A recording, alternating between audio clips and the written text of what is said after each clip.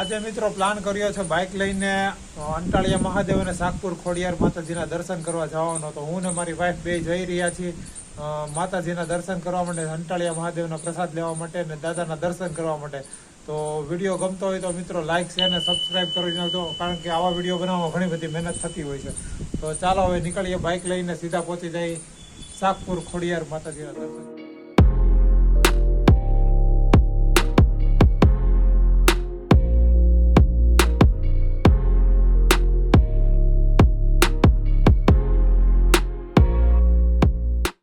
અહીંથી સામે દેખાઈ રહ્યું છે માતાજીનું અતિ પવિત્ર મંદિર. જય માતાજી મિત્રો, આજે આપણે પહોંચી ગયા છીએ લીલિયાથી થોડા જ કિલોમીટર દૂર, અમરેલીથી 30 થી 35 કિલોમીટર દૂર આવેલું અતિ પવિત્ર માતાજીના મંદિરે, જેને માણસો સાગપુર ખોડિયા તરીકે ઓળખે છે. તો આજે આપણે જઈએ અને કરીએ માતાજીના દર્શન. વિડીયોમાં જોડાયેલા રહેજો. નવા હોય તો ચેનલને લાઇક શેર અને સબસ્ક્રાઈબ કરી દેજો. આ એક જ વિડીયોની અંદર તમને તમામ માહિતી મળી જશે. તો ચાલો જઈએ આપણે ઉપર. 400 પગથિયા છે, ચડીએ અને માતાજીના દર્શન કરીએ. અહીં આવેલું છે હનુમાનજીનું મંદિર. અહીંથી જવાનું છે ખોડિયાર માતાજીના મંદિરે, જે નાના મોટી વસ્તુ બધી મળતી હોય છે મિત્રો. અમારા મેડમ જો ધીમે ધીમે આવી રહ્યા છે. એને તો આમાં ગિરનાર ચડવું છે. કેમ ગિરનાર ચડશે?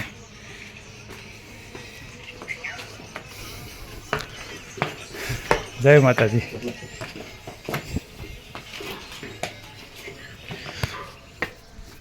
આમને મિત્રો ચડવામાં તકલીફ પડતી હોય. બધા ભાઈ પ્લેટો લઈને ચડી ગયા છે ઉપર. કેવું પડે પણ નાના બાળકોની અંદર ઉત્સાહ કંઈક અલગ જ જોવા મળે. જો ફૂલ સ્પીડમાં ચડી રહ્યા છે. આ બધા પથ્થર આવી રીતે માણસોએ ગોઠવા છે. કહેવાય છે કે એ પ્રમાણે પથ્થર જેટલા માળ કરો એટલા તમારા માળનું મકાન બને. હવે એ માન્યતા કોને કોને સાચી પડી છે ખોટું છે એ મને કોમેન્ટમાં જરૂર જણાવજો. પૂરી શ્રદ્ધાથી મિત્રો કોઈ પણ વસ્તુ માગો ને, માતાજી તમને પૂરી કરી જ દે છે. ધીમે ધીમે મિત્રો ચડવાનું ઉપર ચડવું શરૂ કરી દીધું છે. ઘણા બધા સ્ટેપ ચડીને આપણે ઉપર પહોંચવા આવ્યા છીએ.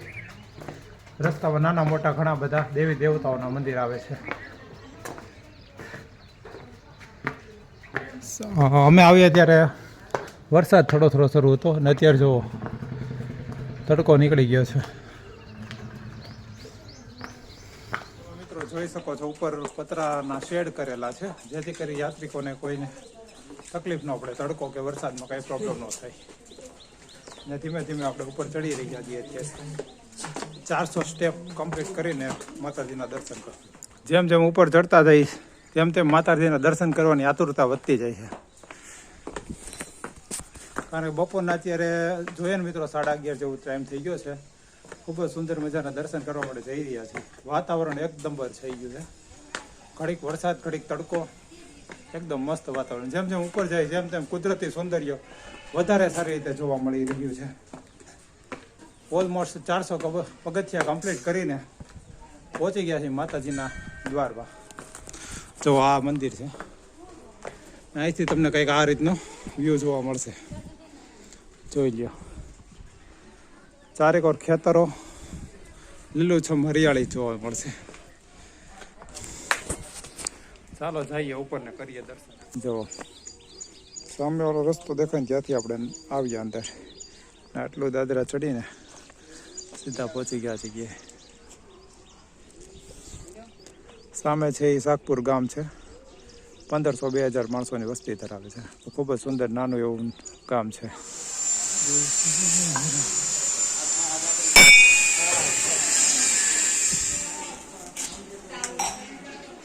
મિત્રો અંદર પહોંચતા જ અહીંયા આવે છે શ્રીફળ વધારવાનું એનું સ્ટેન્ડ છે. ત્યાંથી અંદર જઈએ એટલે માતાજીનું અતિ પવિત્ર મંદિર આવે છે. જઈએ અંદર ને ફરીએ દર્શન જોવો તમે.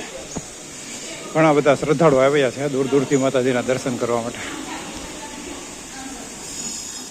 આ છે માતાજીની સ્વયંભૂ મૂર્તિઓ, જે 7 બહેનો એક સાથે બિરાજમાન છે. આ બધી મૂર્તિઓ 700 વર્ષ જૂનો ઇતિહાસ ધરાવે છે. માતાજીના દર્શન કરતાં જ મન એકદમ શાંત થઈ જાય છે.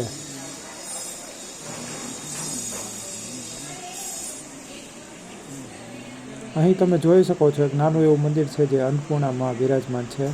અહીં એક બાજુમાં કાલી માતાજીનું પણ મંદિર છે. એની સામે જ એક્ઝેક્ટ ભોળાનાથ દાદા બિરાજમાન છે. આટલો સુંદર મજાનું તમને વ્યૂ જોવા મળશે. આટલે ઊંચેથી જોઈ લ્યો કેટલું મસ્ત છે.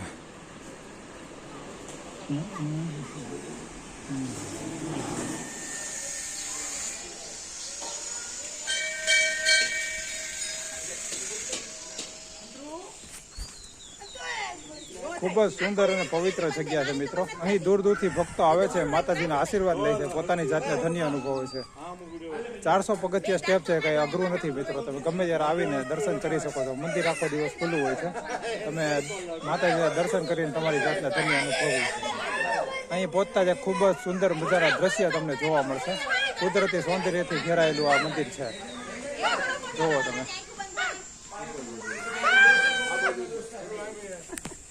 સામે મસ્ત મજાના ખેતરો છે. નાની એવી કોઈકનું મસ્ત ઝૂંપડી જેવું બનાવ્યું છે ને મસ્ત માતાજીનું મંદિર અહીંયા છે.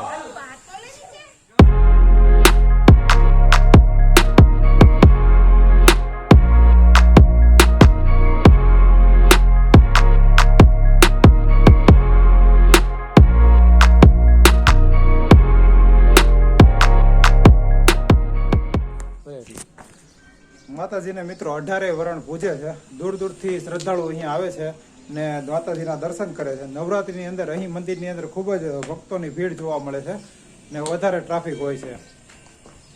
અને ખાસ તહેવાર છે દિવાળી પર, ત્યારે બેસતા વર્ષના દિવસે અહીં લાખોની સંખ્યામાં માણસો આવે છે ને માતાજીના દર્શન કરીને પોતાની જાતને ધન્ય અનુભવે છે.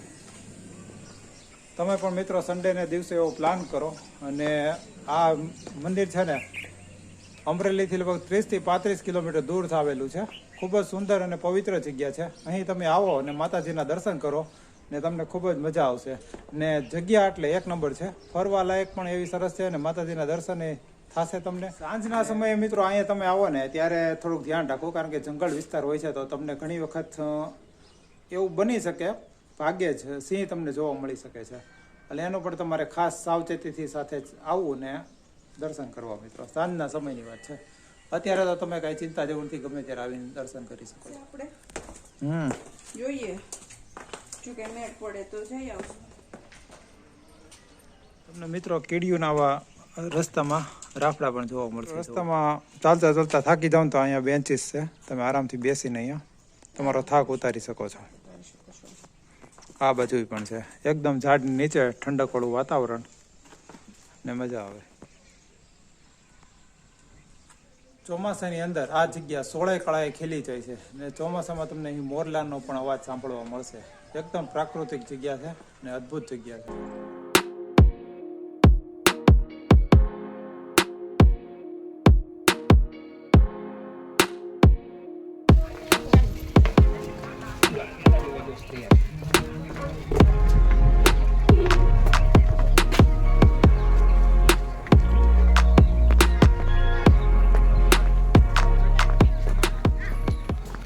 ફાઇનલી મિત્રો નીચે ઉતરી ગયા છે.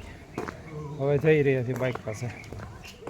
અહીં નીચેની સાઈડ એક ધર્મશાળા છે, જ્યાં મોટી સંખ્યામાં માણસો રાત રોકાઈ શકે તેવી સુવિધા છે. આ માતાજીની ધર્મશાળા છે. સામે એક્ઝેક્ટ માતાજીનું મંદિર હવે નીચે જ છે. આ ચાલો હવે થોડો થોડો તડકો પણ લાગી રહ્યો છે. હવે જઈએ. વ્હાઇટ કલરના પક્ષીઓ તમને જોવા મળશે. જો ઉડ્યા. સામે ઉપર છે માતાજીનું મંદિર.